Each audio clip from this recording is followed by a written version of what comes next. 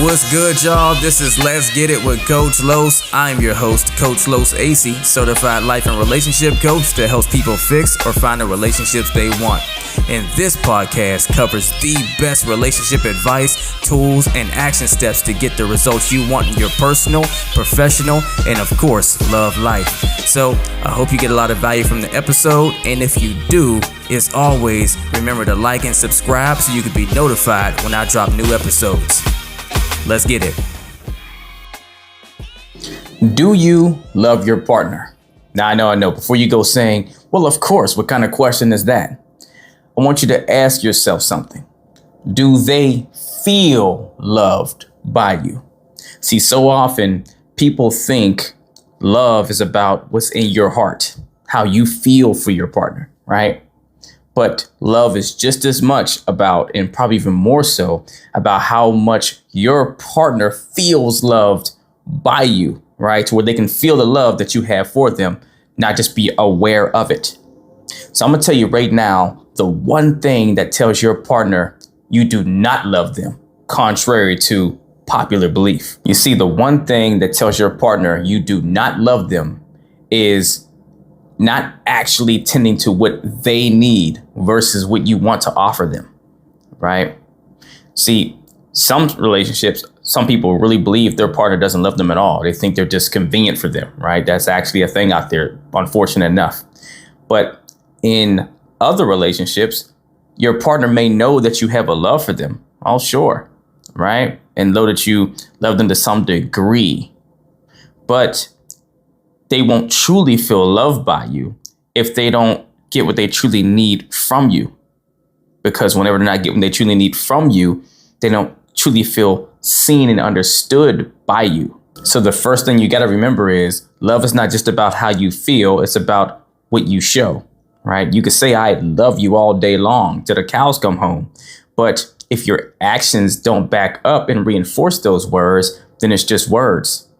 Love is about meeting your partner's needs, not just assuming that they are loved or they feel loved because you care, right?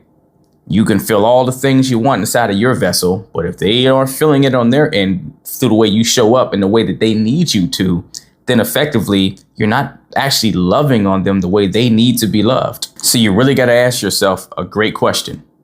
Am I loving on my partner the way they need to be loved? Or am I loving them in the way that's most convenient or easiest for me? Or, watch this, the way I prefer to receive love.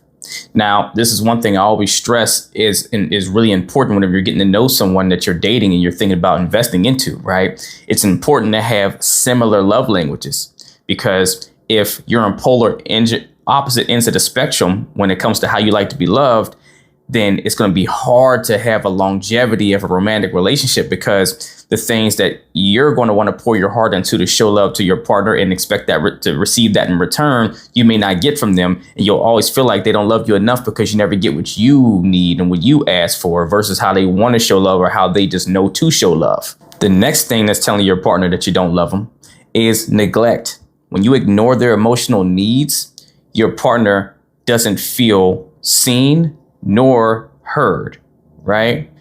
See, in relationships, it's not the fights that really, destroys the emotional bond and connection. It's the small moments of emotional neglect over time that really starts to erode that foundation of emotional trust and connectivity, right? To where as time goes more and more, your partner starts to feel alone, feel on an island by themselves, because it's like slow drip of poison, right?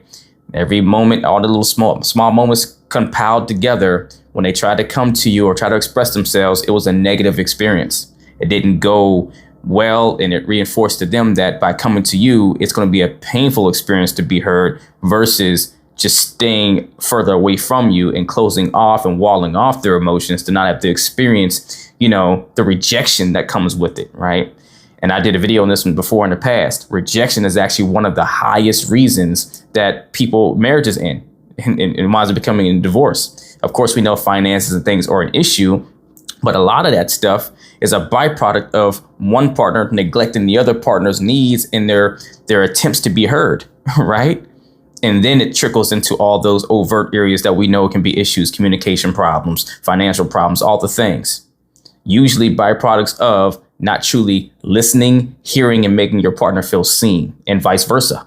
So first, you have to really start paying attention to their love language, their emotional bids, right? Their cry out for help, I like to call it, right there. When someone comes to you and they have a struggle or obstacle or issue, it's a cry out for help, a help with a need of theirs that they're trying to get met, right? And the more aware of that you are, you give attention to that, the better you will be at being a better partner for them.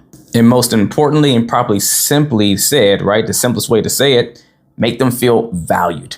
And if you don't know what makes them feel valued, figure out what that is. Now, let me say this to be fair, too. Until you've done your part, right, you can't fully say that, hey, you've done what you needed to do to contribute to them feeling loved by you, right?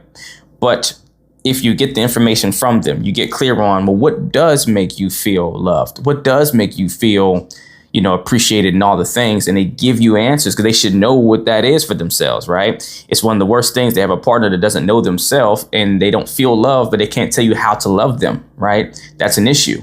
That's a, self-development issue on their end. They have to learn themselves better, learn their own love language, right? So you hold your partner accountable and you make it a lot easier for yourself when you ask, hey, what does make you feel valued? What does make you feel loved? What is your love language?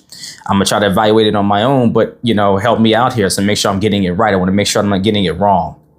And if you do that and now they can't tell you, then now that's on them. And that's a different part of the equation. But oftentimes people have an idea of what they need to feel valued. You just have to go and actually inquire about it if you're not sure. But that way you can start doing exactly what they tell you that they need to feel valued. And if there's still an issue from there, then now we start to know they have a self-love issue and not a not being loved by you issue. And the last thing I'll speak on that is screaming to your partner that you actually don't love them, or at least not fully the way that they want to be loved, is kind of piggybacking off what I was saying a little bit earlier. It's where even though they're aware of what your love language is versus theirs, right? If you have different ones or ones that have different priorities of one of the 5 love languages, right? And they tell you, this is what I need. I understand you like to give love this way and I appreciate that and so forth, but I'm really asking for this because this really does it for me, right? And despite them being understanding and empathetic to the way that they understand you like to receive love or the way you typically tend to give it, they're saying, hey, I see that, I appreciate it, and I embrace that too, but I'm asking you for X, Y, and Z, and you continue to ignore those requests and continue to offer that love the way you want to versus the way they need it. There's nothing better screaming, this person doesn't love me, truly, right, than that. And you're thinking in your mind, well, look, I am who I am. I'm going to love you the way I love on people, right?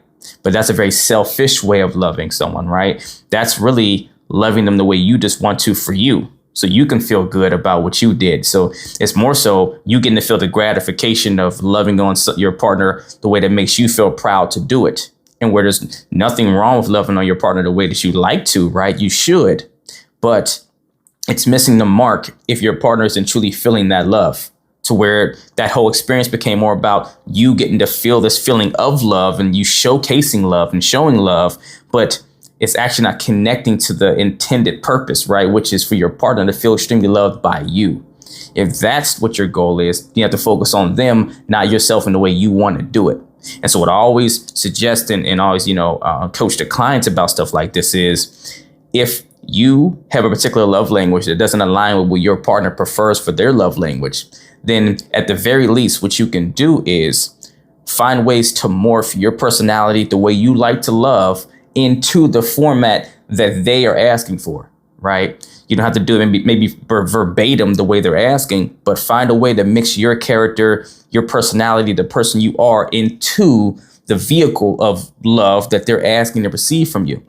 That way, at the very least, they know this is out of your wheelhouse, but you're putting the effort in to still love on them the way that they need, which makes them feel truly seen and heard. And they see that you're doing it in a way that's unique to you, to where they know, oh, wow, this is really him or her stepping out of their comfort zone or their norm to go in the extra mile for me for something that I require. Nothing screams I love you more than when you can love on someone selflessly, right? The more selfless you can be, the more love that person will feel, because they'll feel like all of it was really for them, for you to show them, hey, I care about you. This is about you, not about me, and showing you the love from me, right? Of course, this experience is about me wanting to be in love and want to be loved by you and stuff in return as well. But whenever you can actually go and make your partner feel like this was all about you, even if on some level it does something for you, which it should, because you want your partner to be happy, you want them to feel loved, right? So it's going to be about you in some level, but the more that scale is tipped to where it's this much about you and this much about them in your act to show them love, right?